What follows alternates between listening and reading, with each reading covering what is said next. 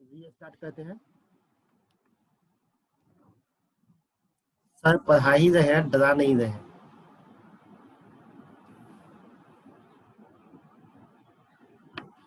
थोड़ा सा प्रॉब्लम आ गया था, इको हो रहा था साउंड को, तो इसलिए सर पढ़ा ही रहे हैं, डरा नहीं रहे हैं। Don't worry. आगे बात करते हैं। तो इसमें देखेंगे कि हम सीरम आयरन लेवल देखेंगे, तो सीरम आयरन लेवल बढ़ा हुआ मिलेगा। सीरम आयरन लेवल बढ़ा हुआ मिलेगा। Serum iron increase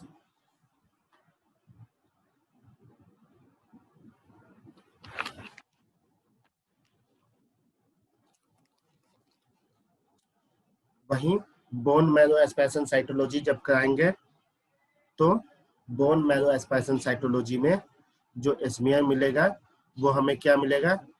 lymphocytes, plasma cell, occasional residual granulocytic erythroid और मेगा कैरियोसाइटिक एलिमेंट्स मिलेंगे और मेगा कैरियोसाइटिक एलिमेंट मिलेंगे। क्या क्या मिलेंगे हमें बोन मैरो एस्पेशन साइटोलॉजी में? बोन मैरो एस्पेशन साइटोलॉजी में सबसे पहले lymphocytes, plasma cells and occasional residual granulocytic erythroid और मेगा कैरियोसाइटिक एलिमेंट मिलेंगे। जब इसका बायोप्सी करेंगे, बोन मैरो का बायोप्सी करेंगे, तो वैसी सूरत में हमें देखेगा कि हाइपोसेलुलरिटी होगी, इसमें हाइपोसेलुलरिटी होगी और प्रीडोमिनेंस इसमें फैट सेल होंगे। प्रीडोमिनेंस इसमें फैट सेल होंगे and iron stores normally increase मिलेगा, यूजुअली इंक्रीज मिलेगा। आयरन स्टोर यूजुअली इंक्रीज मिलेगा। ठीक है, तो बेसिकली बोन मैरो में तीन चीजें हमको देखना है। बोन मैरो में तीन चीजें हमें देखना होगा। एक हाइपोसेलुलरिटी होगी, दूसरा फैट सेल प्रीडोमिनेंस होगा और तीसरा आयरन स्टोर जो है, स्टोरेज आयरन वो इंक्रीज मिलेगा। ओके,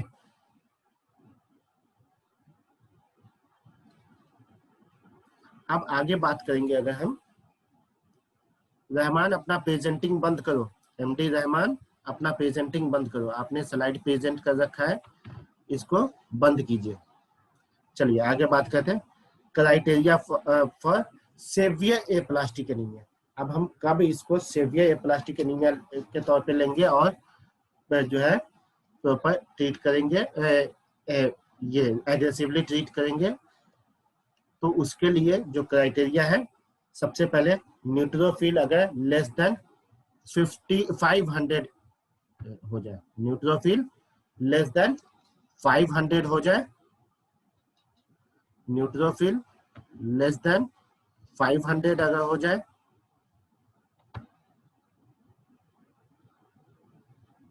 प्लेटलेट लेस देन 20,000 हो जाए, प्लेटलेट लेस देन 20,000 हो जाए and reticulocyte less than 1%, reticulocytes less than 1% अगर हो जाता है तो वैसी सूरत में हम एग्रेसिवली हमें ट्रीट करना होगा। अरे बीच बीच में ये लगता है रहमान कोई ये खुद को प्रेजेंट करने लगता है। चलो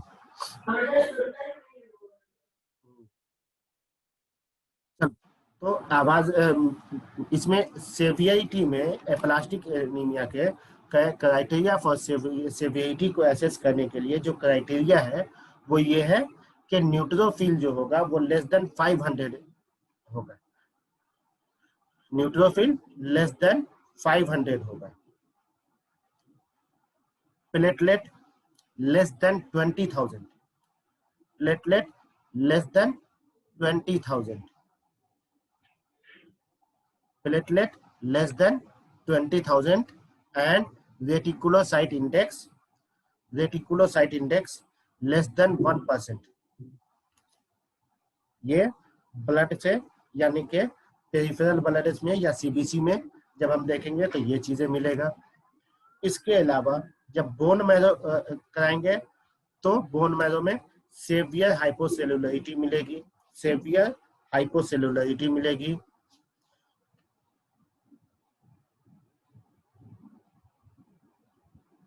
सेवियर हाइपोसेलुलरिटी कब कहेंगे? जब मोर देन 30% ऑफ सेल्स जो है उसका वो फैट में चेंज हो जाए। फैट उसकी जगह ले ले, मोर देन 30% सेल उसकी जो फैट ले ले, सेल की जगह हेमाटोपायटिक सेल जो होता है ब्लड स्टेम सेल, उसकी जगह फैट आ जाए तो उसको हम सेवियरिटी कहेंगे। इसमें से ये चारों में से चारों क्राइटेरिया में से कोई भी अगर 2 क्राइटेरिया मिल जाता है तो ये मरीज हमारा सेवियर एप्लास्टिक एनीमिया का होगा। ये केस हमारा सेवियर एप्लास्टिक एनीमिया का होगा। ओके, अब बात करते हैं हम लोग मैनेजमेंट की। सबसे पहले मैनेजमेंट की, तो मैनेजमेंट में सबसे पहला चीज जो है वो जनरल मेजर्स इसके क्या क्या होंगे। मैनेजमेंट में सबसे पहली चीज क्या है? जनरल मेजर्स इसमें क्या क्या होंगे? तो सबसे पहला चीज क्या है कि एक्सपोजर को हम अवॉइड करेंगे, चाहे वो ड्रग्स का एक्सपोजर हो, चाहे वो केमिकल का एक्सपोजर हो, चाहे वो आपको टॉक्सिन का एक्सपोजर, तो इन सब को अवॉइड करेंगे। जितना भी पॉसिबल हो सकता है एक्सपोजर को अवॉइड करेंगे। सेकंड थिंग, जितना पॉसिबिलिटी होती है उसको स्ट्रिक्ट जो है एसेप्टिक प्रिकॉशन रखवाएंगे। एसेप्टिक प्रिकॉशन रखवाएंगे यानी जैसे आज के केस में है कि सोशल डिस्टेंसिंग और मास्क एंड हैंड हाइजीन, इन तीनों चीजों के अलावा उसको इवन के अकेला भी है तो उसको ऐसी किसी जगह पे किसी चीज के एक्सपोजर में नहीं आने देंगे जहां पे कोई भी जरा भी इन्फेक्शन के चांसेस है। तो स्ट्रिक्ट प्रिकॉशन करवाएंगे, एसेप्टिक प्रिकॉशन करवाएंगे। दूसरा, प्रोफाइलैक्टिक यूज ऑफ एंटीबायोटिक देंगे, प्रोफाइलैक्टिक एंटीबायोटिक देंगे ताकि इन्फेक्शन के चांसेस कम से कम हो जाए। तीसरा कि उसको एंटीसेप्टिक सॉप इस्तेमाल कराएंगे, वॉश के लिए एंटीसेप्टिक सॉप इस्तेमाल कराएंगे। वहीं उसको इलेक्ट्रिक रेजर जो, या फिर ये कह लीजिए कि टीमर जो आजकल आता है सेविंग के लिए उसका इस्तेमाल करेंगे, इलेक्ट्रिक रेजर का इस्तेमाल करेंगे बनिस्बत के कन्वेंशनल रेजर के, क्योंकि कन्वेंशनल रेजर में कई बार मल्टीपल टचेस वगैरह का मामला हो जाता है और इसकी वजह से तो इलेक्ट्रिक रेजर इस्तेमाल कराएंगे। इसके अलावा जितना पॉसिबल हो उतना सॉफ्ट टूथब्रश देंगे, क्योंकि थ्रोम्बोसाइटोपेनिया है, गम ब्लीडिंग के चांसेस हैं या फिर जिंजिवाइटिस और ये सब के स्टोमेटाइटिस वगैरह के चांसेस है, तो इसलिए जितना पॉसिबल हो सॉफ्ट टूथब्रश देंगे। स्टूल सॉफ्टनर इस्तेमाल कराएंगे, जैसे लैक्टुलोज स्टूल सॉफ्टनर इस्तेमाल कराएंगे। इंट्रामस्कुलर इंजेक्शन भूल कर भी नहीं देंगे, इंट्रामस्कुलर इंजेक्शन भूल कर भी नहीं देंगे, वरना हेमाटोमा और एब्सेस बन जाएंगे। ओके, तो ये बेसिक जनरल मेजर है जिसको फॉलो करना ही करना है। बेसिक जनरल मेजर में सबसे पहली चीज क्या आ जाती है कि हर हाल में उसको एक्सपोजर से बचाना है, एक चीज। दूसरी चीज, उसको स्ट्रिक्ट एसेप्टिक प्रिकॉशन रखना है। 3 में प्रोफाइलैक्टिक एंटीबायोटिक देना है। 4 में उसको एंटीसेप्टिक सॉप इस्तेमाल करवाना है, जनरल सॉप नहीं देना है यूज करने के लिए स्किन के केयर के लिए। 5 में इलेक्ट्रिक रेजर का इस्तेमाल करवाना है, कन्वेंशनल रेजर नहीं देना है। 6 में सॉफ्ट टूथब्रश देना है। 7 में स्टूल सॉफ्टनर देना है। 8 में इंट्रामस्कुलर इंजेक्शन नहीं देना है। तो ये जनरल मेजर्स हो गए। इसके बाद सेकंड थिंग हो गया ब्लड प्रोडक्ट रिप्लेसमेंट या blood transfusion. Blood product replacement या यस स्टूल सॉफ्टनर, चूंकि अगर स्टूल टाइट होगा, जरा सा भी कॉन्स्टिपेशन होगा, वैसी सूरत में पर रेक्टम ब्लीड होने लगेंगे, पर रेक्टम ब्लीड होने लगेंगे, रेक्टम ब्लीडिंग होने लगेंगे, इसलिए स्टूल सॉफ्टनर का इस्तेमाल करते हैं।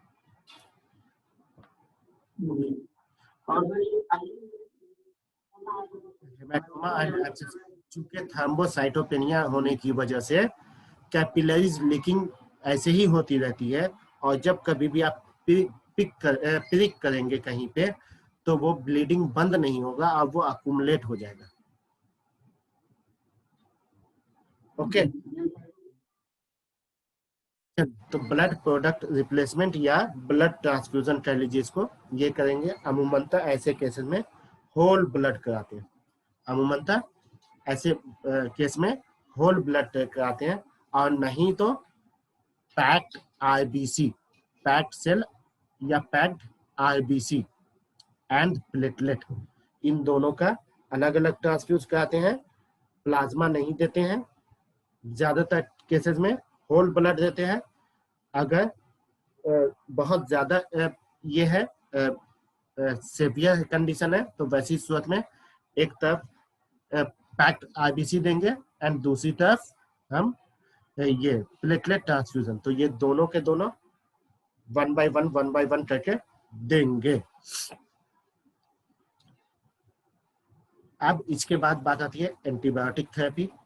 एंटीबायोटिक थेरेपी में प्रोफाइलैक्टिक एंटीबायोटिक तो दे ही रहे थे, लेकिन अगर साइन ऑफ इन्फेक्शन कुछ मिलते हैं तो वैसी सूरत में ब्रॉड स्पेक्ट्रम एंटीबायोटिक का यूज करेंगे। ये भी हो सकता है कि हम ऐसी सूरत में आईवी एंटीबायोटिक का यूज करें, आईवी एंटीबायोटिक का यूज करें जो ब्रॉड स्पेक्ट्रम हो, इंपेरिकल पर ही कोशिश करेंगे देने का। ठीक है, इसके अलावा हेमाटोपायोटिक ग्रोथ के लिए एथ्रोपायोटीन देंगे। हेमाटोपायोटिक ग्रोथ के लिए एथ्रोपायोटीन देंगे।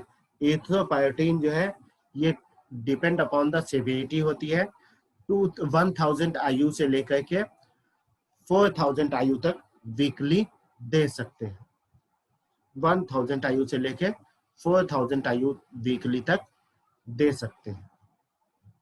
ओके, एथ्रोपायोटीन 1000 आयु से लेकर के 4000 आयु तक वीकली दे सकते हैं। नेक्स्ट जो थिंग आ जाएगी वो bone marrow transplantation, bone marrow transplantation करवाएंगे।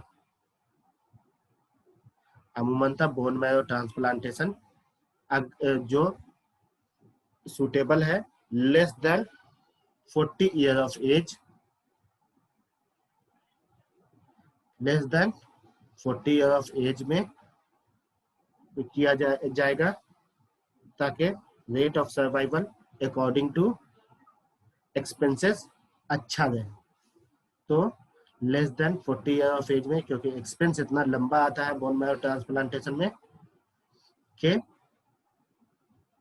फिर more than 40 year of age में सर्वाइवल भी कम हो जाता है।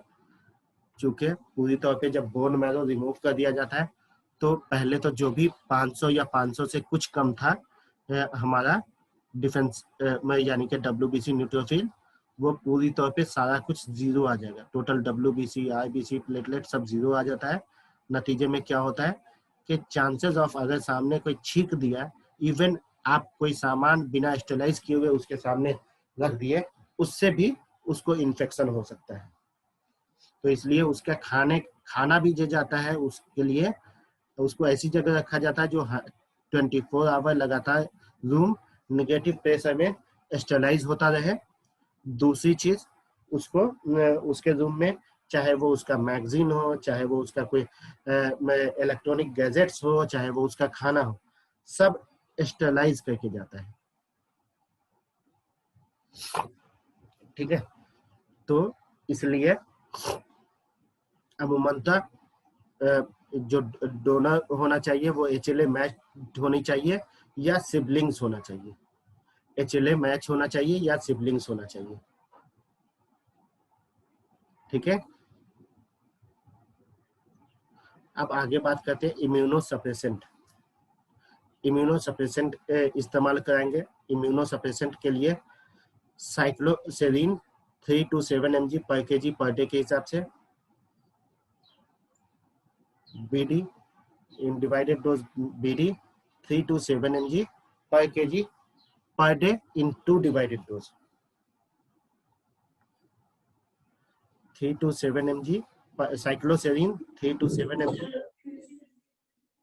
cycloserine 3 to 7 mg per kg per day in 2 divided dose. cycloserine cycloserine CYCLOCERINE cycloserine आप लोग को मैंने इसमें भी पढ़ाया है। अच्छा, आपको नहीं, आपके सीनियर्स को पढ़ाया, MDR ट्यूबरकुलोसिस में आपके सीनियर्स को पढ़ाया। तो साइक्लोसेरिन, साइक्लोस्पोरिन नहीं, साइक्लोसेरिन।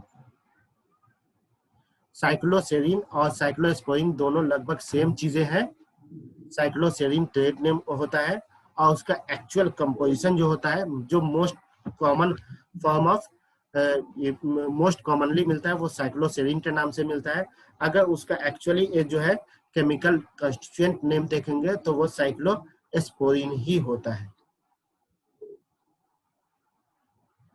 यस, साइक्लोसेरिन चूंकि बाकी अदर नाम से बहुत कम मिल पाता है तो साइक्लोसेरिन ही ये किया जाता है, लेकिन उसका एक्चुअल जो केमिकल कंपाउंड नेम है वो साइक्लोस्पोरिन है।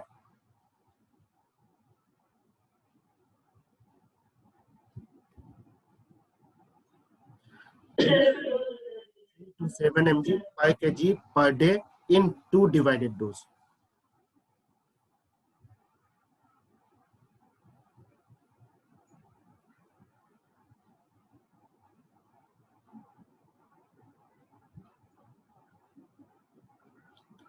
With weekly dose per day in 2 divided dose, यानी कि BD फॉर्म में देना है। टोटल सपोज करो एक 40 kg का बंदा है और 40 kg के बंदे को 3 to 7 mg है, मीन मान लिया 5 mg हो गया, 5 mg मीन हो गया, तो 5 mg इंटू 40 यानी हमारे पास 200 mg टोटल हुआ, तो 100 mg हम BD करके देंगे। Okay, with weekly dose adjustment, with weekly dose adjustment। अब डोज एडजस्ट क्या करेंगे, अमूमनतः लोअर डोज से शुरू करते हैं एंड हाइयर डोज पे ले जाते हैं। अमूमनतः लोअर डोज से शुरू करते हैं एंड हाइयर डोज पे ले जाते हैं and continue for the 3 month, continue it for the 3 month।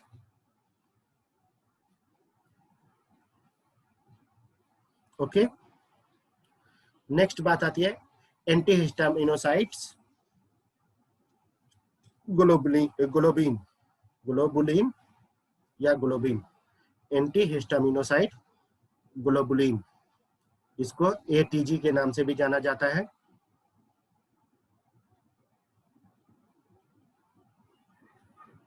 ये 10 to 20 mg per kg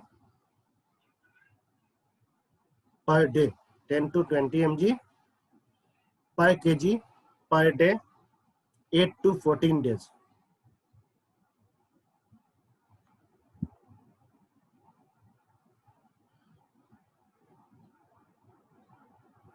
10 to 20 mg per kg per day through infusion with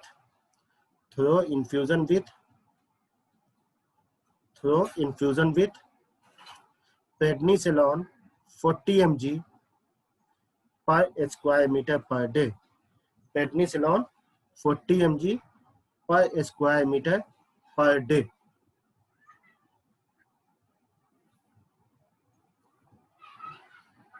okay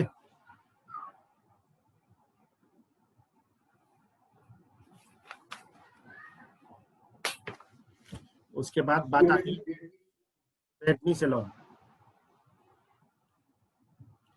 इसके बाद इवेंटेड दोनों एक साथ यानी एंटीहिस्टामिनोसाइड ग्लोबुलिन एंड साइक्लोसेरिन या साइक्लोस्पोरिन दोनों को एक साथ भी स्टार्ट कर सकते हैं।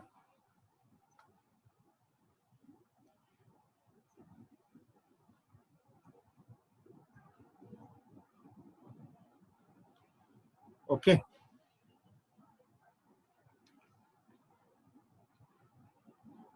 इसके बाद अगर बात करें हम नेक्स्ट थिंग के high dose of cyclophosphamide, high dose of cyclophosphamide को भी ट्राई कर सकते हैं या फिर माइक्रोफेनोलेट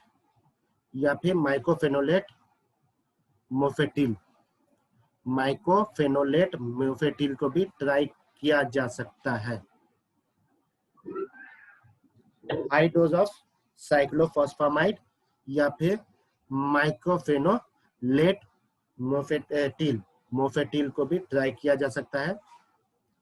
इसके अलावा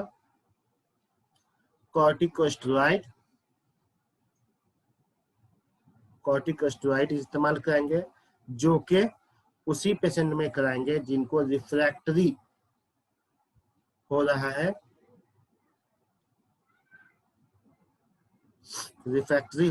और अदर ट्रीटमेंट के साथ इसको ऐड करेंगे। इम्यूनोसप्रेसेंट एंड इम्यूनोमॉड्यूलेटर के साथ ऐड करेंगे इसको, ठीक है। And last splenectomy, further splenectomy का management. Okay last splenectomy and post splenectomy management जो कि कल भी बताया था। तो ये ओवरऑल हमारा एप्लास्टिक एनीमिया खत्म होता है। तो ओवरऑल एनीमिया खत्म होता है। नेक्स्ट वीक से हम लोग कोई दूसरा टॉपिक शुरू करेंगे। जॉन्डिस हो गया था आप लोग का क्या? हेलो, जॉन्डिस आप लोग का हो गया था? तो नेक्स्ट वीक इंशाल्लाह जॉन्डिस रहेगा, ठीक है।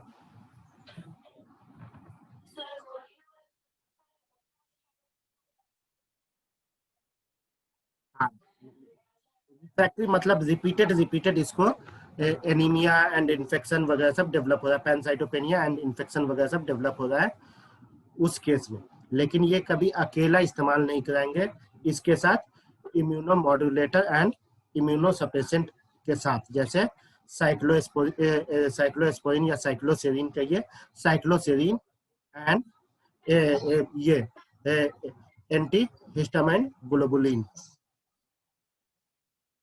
के साथ इस्तेमाल करेंगे, अकेले नहीं। ओके, अटेंडेंस किसी ने ले लिया है, रिकॉर्ड कर लिया है किसी ने? ओके चलिए, तो थैंक यू, अल्लाह हाफिज। कल आया था, किसी ने भेजा था मुझे।